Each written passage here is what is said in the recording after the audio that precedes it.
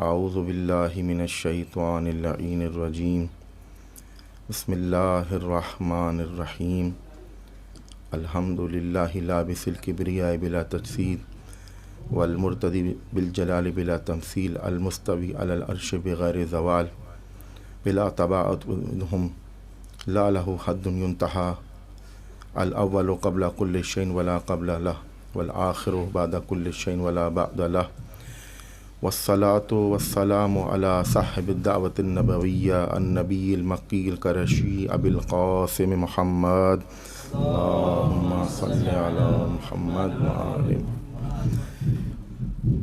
وأهل بيته الطيبين الطاهرين المعصومين ولعنة الله على أعدائهم أجمعين من يومنا إلى قيام يوم الدين. أما بعد فقد قال الله سبحانه وتعالى في كتابه المجيد بسم الله الرحمن الرحيم هنالك الولاية لله الحق هو خير ثواب وخير عقبى. ایک مرتبہ بلند ترین صلوات اللہم صل علی محمد وآل محمد. عزیزان محترم، سورہ کہف کی 44ویں آیت کی تلاوت کا شرف حاصل کیا آپ کے سامنے، اور مختصر آیت ہے، اگرچہ اس میں بہت کچھ چھپا ہوا ہے، لیکن مختصر آیت کی تلاوت کی وقت بھی کم ہے، اسی کو تھوڑا سا بیان کر کے آپ کی زحمتوں کو تمام کریں گے. پروردگار فرما رہا ہے کہ ہنالک الولایۃ للہ الحق، ولایت حق کے ساتھ اسی کے لیے خاص ہے جو پروردگار ہے، وہ حق ہے، اسی کے لیے ولایت ہے. خیر ثواباً و خیر عقبا، جہاں حق کے ساتھ ولایت اللہ کے ساتھ ہے تو ثواب بھی خیر کے ساتھ ہے اور عقاب بھی خیر کے ساتھ ہے. ہم نے آج تک یہ تو سنا تھا کہ ثواب خیر کے ساتھ ہوتا ہے، لیکن کبھی عقاب خیر کے ساتھ نہیں سنا تھا کہ عقاب بھی خیر کے ساتھ ہوتا ہے. عقاب بھی کبھی خیر ہوتا ہے، مگر ان لوگوں کے لیے کہ جو اس کی طرف متوجہ ہوں، تو پھر ان کی طرف تھوڑی تنبیہاً اس کو ذرا سزا دی جاتی ہے، اس کو عقوبت دی جاتی ہے، اس کے لیے خیر ہوتا ہے تاکہ آئندہ وہ کام نہ کرے. تو ولایت ہے اللہ کے لیے خاص، ثواب ہے خیر کے ساتھ اور ثواب ہے حق کے ساتھ، عقاب کے ساتھ. خیر ہے اور عقاب کے ساتھ ثواب ہے. تو اصل میں ولایت کا مطلب کیا ہے؟ بہت بڑا موضوع ہے. تو ہم اگر سلیس طریقے سے بیان کریں تو ولایت کا مطلب ہوتا ہے سرپرستی، ولایت کا مطلب ہوتا ہے نگرانی، ولایت کا مطلب ہوتا ہے کہ جو آپ کے قریب سے آپ کی حفاظت کرے، اتنی نزدیکی سے آپ کی حفاظت کرے کہ جو آپ کے لہو میں دوڑ رہا ہو، اتنی نزدیکی سے آپ کی حفاظت ہو کہ رگ حیات سے بھی قریب ہو، کہ نحن اقرب الیہ من حبل الورید، کہ ہم تمہاری شے حیات سے اتنے قریب تر ہیں، اور جو شے حیات رگ حیات سے اتنا قریب ہو اسی کو حق ہے کہ وہ نزدیک سے ولایت اور اس کی ولایت کرے اور وہی ہماری حفاظت کرے.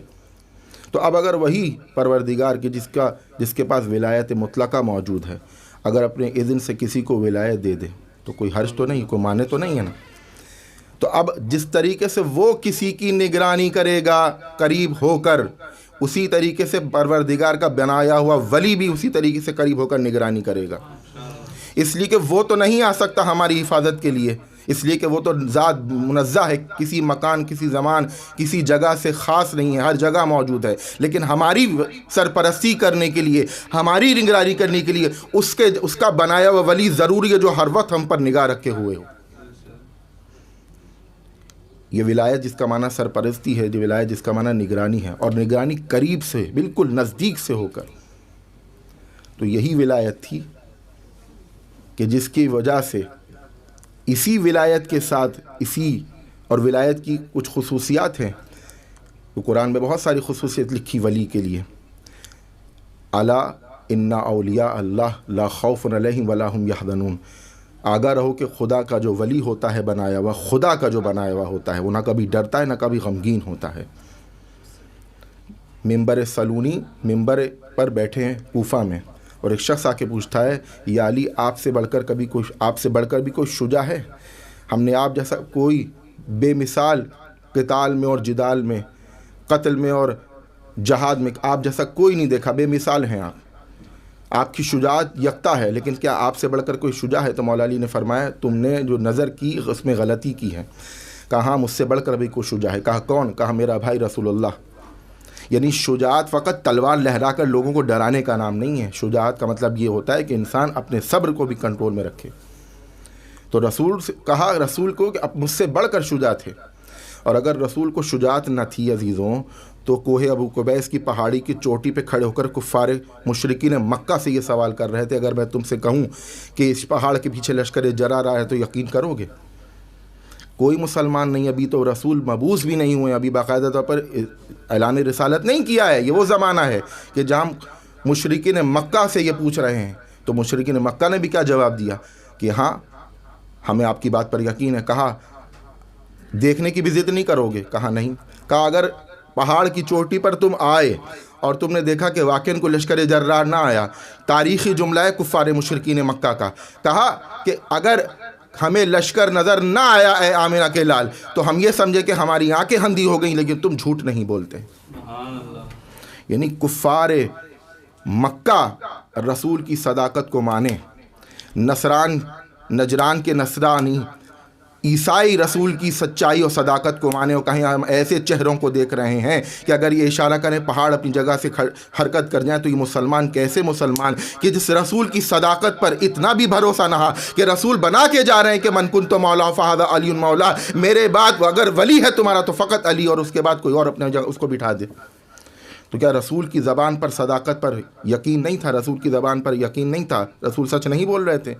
سچ اس کی صداقت کی گواہی تو مشرکین مکہ دیں، عیسائی دیں، لیکن مسلمان نہ دیں۔ تو رسول کے جانشین کے لیے پہلے تو ضروری یہ ہے، کیوں؟ اس لیے کہ رسول بھی ولی ہیں۔ مبعث ہونے سے پہلے، بعثت سے پہلے، اس لیے کہ عزیزان محترم دو چیزیں ایسی ہیں کہ جو کوئی عہدہ نہیں ہے، کوئی عہدہ نہیں ہے وہ، بلکہ وہ حقیقت میں دین کی ضرورت ہے۔ ایک ہے عصمت اور ایک ہے ولایت۔ نبوت عہدہ ہو سکتی ہے اور عہدہ ہے، رسالت عہدہ ہے خدا کی طرف سے، لیکن عصمت اور ولایت یہ عہدہ نہیں ہے، یہ ضرورت ہے اس دین کی۔ اس لیے کہ اگر عصمت نہ ہو تو آپ کبھی یقین نہیں کریں گے یہ بندہ کیا کہہ رہا ہے، اگر ولایت نہ ہو، سرپرستی نہ ہو، تو آپ کبھی اپنے آپ کو اس کے ذمے سپرد نہ کریں گے۔ آپ اپنی چھوٹی سی زندگی میں، اپنے معاملات عادیہ میں، ایک چھوٹے سے معاملے میں اپنے آپ کو، کسی اپنے مال کو، اپنی کسی چیز کو ایک امین کے، ایک خائن کے حوالے نہیں کریں گے جب تک تصدیق نہ کر لیں کہ یہ امین ہے کہ نہیں ہے۔ تو اپنی پوری زندگی اور اپنا پورا وجود اور اپنی پوری عبادت، اپنی پوری ریاضت کے الگ اس طرح سے کسی اندھے کو، کسی ایسے آدمی کو سپرد کر دیں گے جس کے بارے میں کوئی یقین ہی نہ ہو۔ تو ضروری ہے کہ خدا کا ولی، خدا کا جانشین، رسول کا جانشین امین ہونا چاہیے، ولی ہونا چاہیے، سچا ہونا چاہیے، ایسا ہونا چاہیے جو نہ کبھی ڈرے نہ کبھی خوف کرے، لا یحزن، لا کبھی مغموم ہو نہ کبھی جو ہے وہ ڈرے، لا خوف علیہم ولا ہم یحزنون، دونوں نہیں ہونا چاہیے۔ تو کمال ہے، اگرچہ اس پہ بڑے اشکالات ہیں، روایت پر ثابت ہے نہیں ہے، لیکن بہرحال مشہور تو ہے کہ رسول کے ساتھ غار میں موجود تھا، اور رسول کیا کہہ رہے تھے؟ لا تحزن، ڈر نہیں۔ تو جو رسول کے ساتھ ہو کر ڈر رہا ہے، اس کا مطلب اس کو رسول پر یقین نہیں ہے۔ اگر اس کو رسول کی ولایت پر، رسول کی رسالت پر، رسول کی بات پر یقین ہوتا کبھی نہ ڈرتا۔ میں کہتا ہوں مسلمانوں سے کہ رسول کے جانشین کے لیے تم کسی کو لاؤ، ہمیں مطلب نہیں ہے، ہمیں تم اجازت دیتے ہیں جس کو لاؤ، لیکن ان چیزوں کو تو دیکھو کہ وہ ڈرنا نہیں چاہیے، شجاع ہونا چاہیے، وہ کبھی غمگین نہیں ہونا چاہیے، وہ سچا ہونا چاہیے۔ ارے کم سے کم ہدہد سے تو سبق لے لو، جب سلیمان نبی نے خط دیا جاؤ بلقیس کو پہنچا دو، تو پھڑپھڑایا نہیں کہ مجھے کاٹ کے مار ڈالیں گے، گیا جا کر خط کو تخت پہ رکھا اور دور سے دیکھا، ساری خبر لے کر آیا۔ تو اتنا ایمان تو تمہارے اندر ہدہد جتنا تو ہونا چاہیے کم سے کم، کہ اس کو بھی یقین تھا کہ نبی اور ولی خدا بھیج رہا ہے تو میں واپس بھی پلٹ کر آؤں گا۔ یہ کیسے تھے کہ سر پر طائر بیٹھے تھے جب بھیج رہا تھا رسول کے جاؤ جا کے، اور میں گارنٹی دیتا ہوں کہ جاؤ واپس بھی آؤ گے۔ تو کوئی اٹھ کے نہ گیا، فقط علی گئے خندق میں۔ تو کم سے کم حدود جتنا ہی تو ایمان ہو اس خود رسول کے جانشین میں۔ تو ولایت، جیسے میں نے عرض کیا، ولایت ضرورت ہے دین کی، عصمت کی طرح سے، کہ اسے حق ہے اس ولی کو جو تمہارے اعمال کو دیکھے۔ اور قرآن نے اعلان کیا ہے، 2 آیتیں لگاتار ہیں، لگاتار یعنی الگ الگ جگہ پہ، لیکن میں اسی ساتھ پڑھوں گا۔ فَسَيَرَ اللَّهُ عَمَلَكُمْ ورسولہ فسیر اللہ عملکم فسیر اللہ عملکم ورسولہ والمؤمنون، تمہارے اعمال کو اللہ بھی دیکھ رہا ہے، رسول بھی دیکھ رہا ہے، اور مومنین بھی دیکھ رہے ہیں۔ قل اعملوا، یہ ہے نا آیت، جو دل چاہے کرنا ہے کرو۔ تو عزیزان محترم، اگر جو لوگ کہتے ہیں کہ ہماری مجلسوں پہ کسی کی نگاہ ہے تو کبھی شک نہ کرنا، یہ کوئی عقیدہ نہیں، حقیقت ہے کہ دیکھی جا رہی ہے، نگاہیں ہیں تو ہم آج تک باقی ہیں۔ اور دوسری بات، انما ولیکم اللہ ورسولہ والذین آمنوا، دو آیات، ایک میں اللہ تمہارے اعمال کو دیکھ رہا ہے، رسول تمہارے اعمال کو دیکھ رہا ہے، مومن تمہارے اعمال کو دیکھ رہا ہے۔ میری بحث مومنین میں ہے بھی نہیں، میں تو صرف اتنی بات کر رہا ہوں کہ ایک اللہ دیکھنے والا ہے، ایک رسول اعمال کو دیکھنے والا ہے، ایک مومن ہے جو مومنین ہے دیکھنے والے ہیں۔ اس کے بعد اللہ ولی، رسول ولی، اور وہ کہ جو حالت رکوع میں زکوٰۃ دیتا ہے۔ تو ولی اللہ، اعمال کو دیکھنے والا اللہ، رسول ولی، اعمال کو دیکھنے والا رسول، مومن ولی جو حالت رکوع میں زکوٰۃ دے، اور مومن وہی اعمال کو دیکھنے والا ہے۔ تو ولایت جس کو حاصل ہے وہ تمہارے اعمال کو بہت قریب سے تمہیں دیکھ رہا ہے۔ تو اب جو دل چاہے کرنا ہے کرتے رہو، کوئی حرج نہیں ہے۔ تو جو تمہارے اعمال کو دیکھ رہا ہے، جو تمہارے، یہ تو خصوصیت ولی کی ہوئی نا کہ اعمال کو دیکھتا ہے قریب سے، تمہاری نزدیک سے تمہاری حفاظت کرتا ہے، تمہاری نگرانی کر رہا ہے ولی تمہارا، اللہ تمہاری نگرانی کر رہا ہے، رسول تمہاری نگرانی کر رہا ہے، مومنین تمہاری نگرانی کر رہے ہیں، تمہارے اعمال کو دیکھ رہے ہیں۔ اور اب ایک اور خصوصیت ولی کی، رجال لا تلہیہم تجارت ولا بیع عن ذکر اللہ و اقام الصلاۃ، کچھ ایسے بندگان خدا ہیں کہ جن کو کبھی دنیا کی کوئی خرید و فروخت اور تجارت کبھی خدا کے ذکر سے ادھر سے ادھر کر نہیں سکتی۔ تو ولی کی خصوصیت کبھی خوف نہیں کرتا، غمگین نہیں ہوتا، سچا ہوتا ہے۔ ولی کی تیسری چوتھی خصوصیت کہ ولی کہ جب اس کو کوئی دنیا کی تجارت پیش کی جائے کہ تم اس منصب کو چھوڑ دو، تو کبھی بکتا نہیں ہے۔ اس کو تجارت، مال، دنیا، دولت کبھی اس کو خدا کے ذکر سے ڈرا نہیں سکتی۔ اسی لیے قرآن میں کہا ہے کہ ضرب اللہ مثلا مملوکا لا یقدر علی شیء، ایک شخص کی مثال، ایک عبد کی مثال پروردگار دے رہا ہے کہ اگر کچھ دے دو تو کوئی فائدہ نہیں ہے، لا یقدر، کسی چیز پر قادر نہیں ہے۔ من رزقناہ منا رزقا حسنا، اور ایک ایسا بھی ہے کہ جس کو ہم نے اپنی طرف سے رزق حسنا دیا ہے، فہو ینفق منہ سرا وجہرا، وہ ہماری طرف سے دیے ہوئے رزق کو، آزاد ہے، وہ غلام نہیں ہے، صفت آزادیت رکھتا ہے، حریت رکھتا ہے کہ اگر ہم نے جو اس کو رزق دیا ہے وہ سب بانٹ دیتا ہے۔ تو ولی کے پاس جب کچھ رہتا ہی نہیں تو ڈرے گا کس چیز سے؟ تم ولی کو کس چیز سے ڈراؤ گے جو سب کچھ سرن و جہرن بانٹ دیتا ہے؟ جب اس کے پاس کچھ رہتا ہی نہیں، اسے خواہش ہی نہیں ہے کسی چیز کی، تو اسے ڈرے، خوف کیا ہو، اور کسی سی بات سے وہ جو ہے ڈرے کیوں، غم کیوں کرے؟ تو ولی تو ہر چیز بانٹ دیتا ہے، ولی کی خصوصیت ہے ڈرتا نہیں۔ ولی کی خصوصیت اس لیے کہ ولی کیوں ڈرے گا؟ نہ ولی کو ماضی کی کوئی باتیں ڈرا سکتی ہیں کہ کیا گزرا تھا، نہ مستقبل کا خوف ہو سکتا ہے کہ مجھ پر کیا ہوگا، نہ ماضی کی باتیں اسے ڈرا سکتی ہیں، نہ مستقبل کی باتیں اسے خوفزدہ کر سکتی کہ کیا ہوگا۔ اکیلا تنہا بھی رہ جائے نا تو کبھی گھبراتا نہیں ہے، بھلے ساری دنیا ساتھ چھوڑ دے اس کے، اس لیے کہ خدا نے اس کو طاقت دی ہوئی ہے، خدا کی طرف سے آیا ہوا ہے، خدا نے اس کو ولی بنایا ہے، اس کی طرف سے اس کو ولایت عطا کی ہوئی ہے، تو اسے کس بات کا خوف ہو؟ رزق وہ بانٹ دیتا ہے۔ اور اب بات کو میں تمام کروں کہ ولی کی میں نے خصوصیت بیان کی کہ ولی ڈرتا نہیں، ولی خوف نہیں کرتا، ولی سچا ہوتا ہے، ولی ہر چیز کو خدا کی طرف سے رزق ملتا ہے اس کو بانٹ دیتا ہے، ولی تمہارے ہمارے اعمال کو دیکھ رہا ہے۔ یہ تمام خصوصیات ہیں ولی کی۔ اور وہی ولی، کائنات میں ایسا کوئی ولی ملے گا ہمیں کہ جس سے پوچھا جائے کہ نیکی کیا ہوتی، تو جواب میں مولا فرما رہے ہیں کہ نیکی ہوتی یہ ہے کہ جو بغیر سوال کے دی جائے۔ اسی خطبہ شعبانیہ میں ایک جملہ، بس اس کی تھوڑی وضاحت کروں آپ کی رحمت تمام۔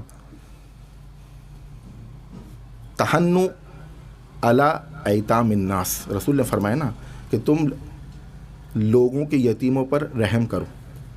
یہ بات اسی سے ربط ہے کہ ولی سب کچھ دے دیتا ہے۔ کیوں؟ فَيَتَحَنَّنُ عَلَىٰ أَيْتَامِكُمْ، تاکہ پروردگار ایک ایسا نظام بنا گے تو کہ اگر تمہارے بعد تم چلے جاؤ دنیا سے تو تمہارے یتیموں پر دنیا رحم کرے۔ بات یاد ہے نا، ولی سرپرستی کر رہا ہے، ولی ڈرتا نہیں ہے، ولی کو کسی چیز کا غم نہیں ہوتا ہے، ولی سب کچھ لٹا دیتا ہے۔ اور رسول فرما رہے ہیں، رسول ولی ہیں، فرما رہے ہیں کہ تم رحم کرو یتیموں پر، اس مہینے خاص طور پر، باقی مہینوں میں بھی کرنا ہے لیکن اس مہینے خاص طور پر، تاکہ تمہارے جانے کے بعد، اس لیے کہ انسان کا پتہ نہیں کب جائے گا، جانا تو سب کو ہے نا، اپنے پیچھے اپنی اولاد کو چھوڑ کے جائے گا، وہ یتیم ہوں گے کہ نہیں ہوں گے، تاکہ تمہارے یتیموں پر رحم کیا جائے. اور اس کا مولا فرما رہے نیکی بغیر سوال کے. پر کیوں مولا بغیر سوال کے نیکی کا؟ جب وہ سوال کر کے اگر تم نے دیا تو ایسا ہے. اب مولا بہت پیاری وسائل الشیعہ میں باب زکوٰۃ میں روایات ہیں، اور کیا روایات ہے کہ اگر انسان پڑھے تو واقعاً عرش بار ہو جائے. کیا روحانی کلام ہے مولا کا کہ انسان پڑھے تو حقیقت انسان کی کھل جائے کہ ہم کیا چیزیں. ہم جب کسی کے لیے نیکیاں کرتے ہیں تو ہم کیا کرتے ہیں، کس طرح سے کرتے ہیں، اور مولا ہمیں کیا سے تربیت دے رہے ہیں کہ کس طرح سے صدقہ خیرات کرنا چاہیے. مولا فرماتے ہیں سوال سے پہلے دے دینا یہ نیکی ہے. سوال کے بعد دیا تو کیا ہے، مولا تشبیہاً بات کر رہے ہیں، ایسا جیسے تم جب دیا اس کو تو وہ جب تم سے سوال کرنے آئے گا اور تم تو ایک رات پہلے یا سوال سے پہلے، اب مولا تشبیہ دے رہے ہیں، وہ ساری رات سوچے گا. تم نے پسینے کے بدلے میں اس کو دیا، وہ کون سا پسینہ جو اس نے رات میں اپنے گھر میں بہایا. ہاتھ ملتا رہا، جاگتا رہا، یہ سوچتا رہا کہ کیا ہوگا کل جب میں اس کے پاس دروازے پہ سوال کرنے جاؤں گا. کہ اس کا دل قلبہ ترجف کانپ رہا ہوگا جب تمہارے پاس آئے گا. وہ ترا قد ترا عینہ، جب تم اس کو دیکھو گے، قد ترا وجہ، جب اس کے چہرے کو دیکھو گے، دم ہو تو اس کے چہرے پر سارا خون جسم کا جم جائے گا. حالت خوف میں عجیب غریب ہوگی، رونگٹے کھڑے ہو جائیں گے. کیوں خوف ہوگا، کس بات کا؟ اس کو میں جس کے پاس سوال لینے کے لیے اپنا سوال لے کے گیا ہوں، بے عزت ہو کے آؤں گا کہ خوش ہو کر آؤں گا. یہ مولا فرما رہے ہیں. پھر مولا نے کہا اب مولا کیا کرتے تھے، کبھی سائل آیا تو روایت میں مولا نے سائل کو بلانے کے بعد چراغ کو بجھا دیا. کبھی مولا چراغ اور وجہ سے بھی بجھایا کرتے تھے، کبھی اس وجہ سے بھی بجھاتے تھے. چراغ کو بجھا دیا تو بجھانے کے بعد کہا کیوں بجھا دیا مولا؟ کہا اس لیے کہ تیرے اس چہرے پر جو سوال کی شرمندگی وہ میں دیکھنا نہیں چاہ رہا. اور ہم کیا کرتے ہیں، اپنی بات میں کروں، ہم نے کبھی اس طرح سے کسی کے ساتھ کیا ہے؟ یہ رمضان ہے، درس کا مہینہ ہے، مجلس ہے، رس ہے، سب کچھ ہے. حوضہ نجف میں علی امیر المومنین علیہ السلام کی کلمات کو بیان کر کے جوار میں اور علی کے کلمات پر ہم اگر عمل نہ کریں تو پھر کون کرے گا؟ فکر کریں. مجلسیں انہیں ذکر کی ہوتی ہیں. مولا نے کہا میں نہیں دیکھنا چاہ رہا اس کے چہرے پر کہ جو سوال کی شرمندگی ہے، سوال کی. رسول نے فرمایا تھا کہ حاجتیں تمہارے پاس پروردگار کی امانت ہیں، مومنین کی حاجتیں. جب مومن تمہارے پاس حاجت لے کر آتا ہے، اگر تم نے اس کو پورا کر دیا تو تم نے خدا کی امانت میں امانت داری دکھائی. یہ امانت ہے، ان کو چھپاؤ. اور جیسے ہی تم چھپاتے ہو اور تم کسی کو بیان بھی نہیں کرتے اور تم نے ادا بھی کر دی، اس کی حاجت کو پورا بھی کر دیا، تمہارے لیے نیکی لکھ دی جاتی. تو کتنی باتیں ہمیں معلوم ہوئی ہیں. یتیموں پر رحم کرو تاکہ تمہارے یتیموں پر رحم کیا جائے. مولا علی کا طریقہ کیا تھا؟ کبھی کبھی ایسے بھی طریقے ہوتے کہ اپنی دیوار سے گھر کے اوپر ہاتھ نکال کر دیتے تھے کہ وہ شکل اس کی نہ دکھے، چراغ بجھا دیا. یہ ولی ہے، اسے ولی کہتے ہیں، جو انسان نیکیاں کرے تو اس طرح سے سری اور جہری طور پر اپنے مال کو لٹا دے. ابو الایتام کہا جائے. میں سوال کروں گا، اگر رسول اللہ یتیم پرور نہیں تھے؟ کیا مولا علی یتیم پرور نہیں تھے؟ رسول اللہ سے بڑھ کر یتیم پرور کون تھا کہ مدینے و مکے کی یتیموں کی پرورش کر رہے؟ مولا علی سے بڑے یتیم پرور کون ہوگا؟ لیکن کتنی بڑی بات ہے. میں سوال کروں اپنے آپ سے کہ مولا یا رسول اللہ آپ یتیموں کی پرواہ کرتے تھے، یتیموں کا خیال رکھتے تھے. آپ ہی نے فرمایا ہے کہ اس مہینے میں یتیموں پر مہربانی کرو تاکہ تمہارے بعد تمہارے یتیموں پر مہربانی کی جائے. رسول اللہ اس امت نے کتنا انصاف کیا ہے، کتنا انصاف کیا ہے کہ آپ کے جانے کے بعد آپ کی بیٹی جو یتیم ہوئی ہے، کیا یتیم پروری کی تھی اس امت نے کہ بیٹی کے گھر میں، آپ کی بیٹی کے گھر میں دروازے پر آگ لے کر آ گئے. اے امیر المومنین، آپ سے بڑھ کر کوئی یتیم پرور تھا؟ آپ سوالیوں کے سوال کے چہرے پر شرمندگی دیکھنا پسند نہیں کرتے تھے. لیکن کربلا میں حسین کے ساتھ کیا کیا؟ حسین سوال کر رہے ہیں علی اصغر کے لیے، 6 مہینے کا بیٹا ہے، 6 مہینے کا ننھا علی اصغر کا چند قطرے پانی کے لیے وہ سوال کے جواب میں تیر آ رہا. یہ وہ گھرانہ کہ جس کے گھر سے کبھی سوالی خالی ہاتھ نہ گیا. وہ گھرانہ سوال کرتا رہا کبھی پانی کا. حسین کی بیٹی حسین کے جانے کے بعد سکینہ جب پانی کا سوال کرتی تھی تو اس کو شمر اذیت دیتا تھا. مولا آپ یتیم پرور تھے, آپ کے بچوں کے ساتھ, آپ کے یتیموں کے ساتھ یہ کیا سلوک کیا؟ کیا گزرتی ہوگی علی کی یتیم بیٹیوں پر, زینب و کلثوم پر, جب بازار کوفہ میں چادر کا مطالبہ کرتی ہوں گی, اور وہ گھرانہ کی جس کے سوال جو سوالی کبھی سوالی کسی کے گھر, اس گھرانے کے گھر سے گیا نہیں ابھی اپنی حاجت کو پورا کیا بغیر, اس کے گھرانے کی بیٹیاں جب چادروں کے اور پانی کا سوال کرتی ہوں گی تو کیا ان کو اذیت ہوتی ہوگی کہ ان کو چادر نہ ملی, ان کو پانی نہ ملا, بجائے اس کے کہ چادر اور پانی دیا جاتا ان کو پتھر مارے جاتے. یہ قوم نے کیا کیا ہے اس امت نے اہل بیت کے گھرانے پر؟ یہ سوال ہے کہ سوالی کے چہرے پر شرمندگی نہ ہو. اور آل رسول امت سے رحم کی بھیک مانگتی رہی. بچوں کے لیے بھوک ہے, پیاس ہے, حتیٰ کہ جب روایت میں ملتا ہے کہ جب امام حسین علیہ السلام اس دنیا سے چلے گئے, شہید ہو گئے, پامال ہو رہے ہیں, تو زینب کلثوم ندا دے رہی تھیں, سوال کر رہی تھیں کہ آؤ اس کو بچاؤ, یہ میرا ماں جایا ہے. اور اس کے بعد کہتے ہیں کہ جب قافلے کو لے جایا جا رہا تھا تو جب جناب عباس کے لاشے پر آئی ہیں اور رخصت کیا ہے, ہاتھ پس پشت بندھے ہوئے ہیں, عابد بیمار ساتھ کھڑے ہوئے ہیں. ایک مرتبہ امام مولا عباس نے کوئی جواب نہ دیا, لیکن جیسے ہی سکینہ آئی ہیں اور سکینہ کو دیکھا ہے تو لاشا عباس تڑپ گیا. کہا کیا ہوا بھیا, اب کیا ہو گیا؟ کہا اے بہن اس کو میرے پاس سے لے جاؤ, اس لیے کہ سکینہ کا سوالی چہرہ مجھے برداشت نہیں ہے. میں سکینہ سے وعدہ کر آیا تھا کہ بھتیجی میں تمہارے لیے پانی لے کر آؤں گا, لیکن میں بہت شرمندہ ہوں اپنی بھتیجی سے کہ میں پانی نہ لا سکا. لعنت اللہ علی القوم الظالمین فسیعلم الذین ظلموا ای منقلب ینقلبون.